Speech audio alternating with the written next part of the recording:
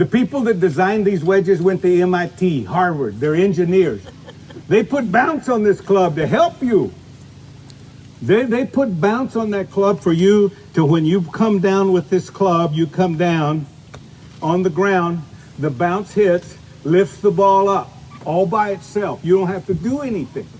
You have to keep the front of the club, watch, the front. You see how it stays in front of this club?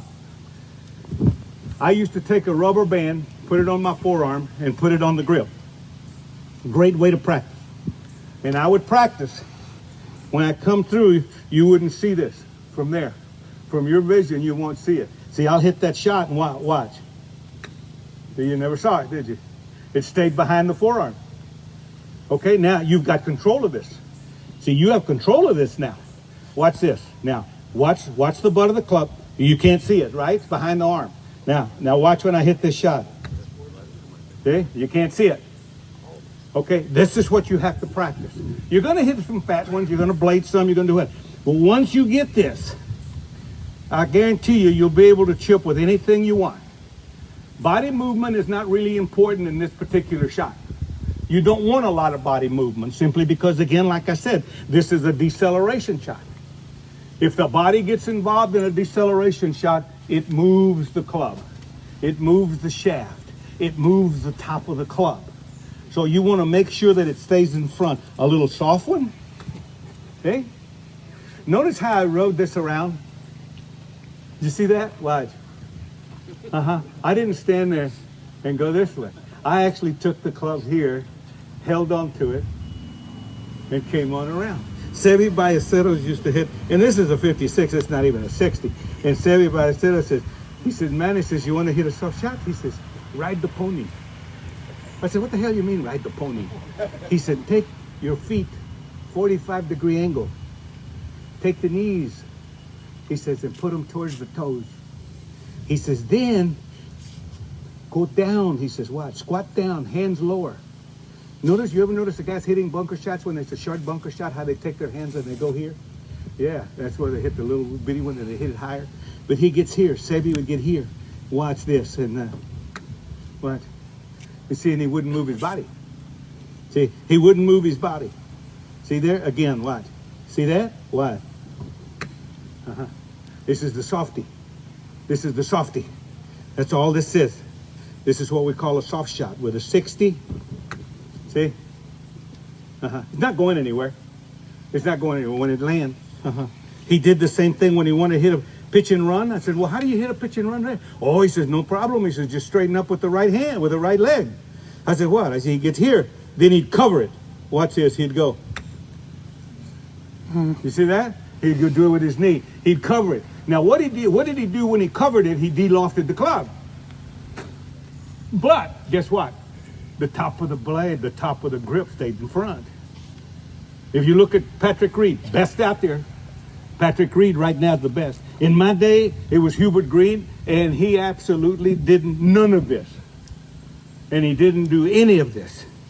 We were talking earlier about him, Hubert Green. He chipped this way. Just like this. Here's where he was. You pull it up, you'll see it. And then he'd flip it like this, he'd go. Never touch the ground. He would never touch the ground. He'd be 5 inches off the green in the short grass and he'd chip it with a wedge. He wouldn't even putt it. I don't care if it was 15 feet. He'd chip it. That's how good he was with it. Jordan Spieth, he breaks that. That's okay. They make a living doing that. They practice 8 days a week. That's what they do. You don't. You need to get a rhythm. You need to get a way of doing this. You can practice this with a plastic ball outside in your yard because the whole thing is the rhythm, is being able to keep the front of the club. See that?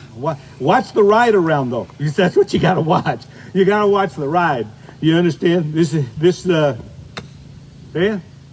I actually bring the club around with the back of the left hand parallel to target. It never moves one way or the other. Once it starts down, it stays there.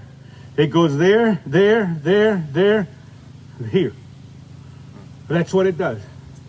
Goes in the circles. Now, you're going to take this wedge, and when you aim this wedge, it's going to look like that you're trying to hit the ball to second base. Your body is aiming to third base. The face of the club is aiming to first base. Now you're wondering, how in the world is this ball? My body's going to third base. The club's going to first base. And I'm trying to hit this thing to second base. Now, how is this going to work?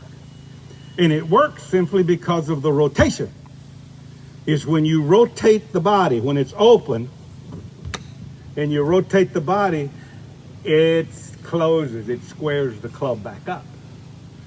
That's what it does. Everyone thinks that you have to keep this in a straight line. That's why you shank the ball. Shanks come from high hands. Now just think of that.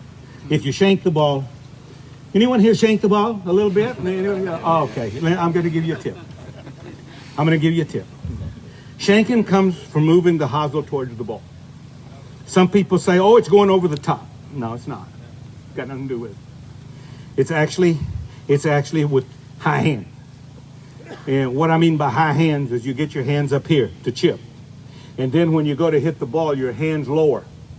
Now we'll look at the club face. Look what happens to it. You see that? The hosel's moving towards the ball, right? That's what happened. You got high hands, and then when you go to hit it, you come down and you go this way. You see that? You go high, low, okay? If you're shanking, go low, high.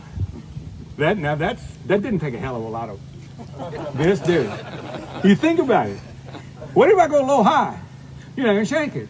You may toe it, but you're not gonna shank it. See, so what happens if I go here? Well, then now it's gonna come inside. See, and when you want to go low, it's the way you want to go anyway. And the reason for it, what's the secret in a three-quarter shot, half shot, quarter shot? It's a deceleration stroke. What is it? You want to keep the angle of the hand square to target. If you're high, you can't because you're manipulating. Okay? Now think about it when you grip a club, and you all do it. Grip a golf club, take the club, face it to the sky. Here. Now you will notice that the face of the club is pointing in the sky, right? Where's the left hand pointing? Same way, isn't it? So now, wherever this goes, it's going to influence that one. Now think another thing. What about when you put your right hand on the club? And this pertains to all the clubs. When you put this hand on the club, where's the palm of the hand facing? It's facing the same direction that one is. And guess what? It's facing in the same direction that one is. So is that one important, or these two? It's these two that's important. That's got nothing to do with it. You know? It's got nothing to do with playing golf. The head of the club doesn't. Once you put it down and get a grip, it's what you do with the hand.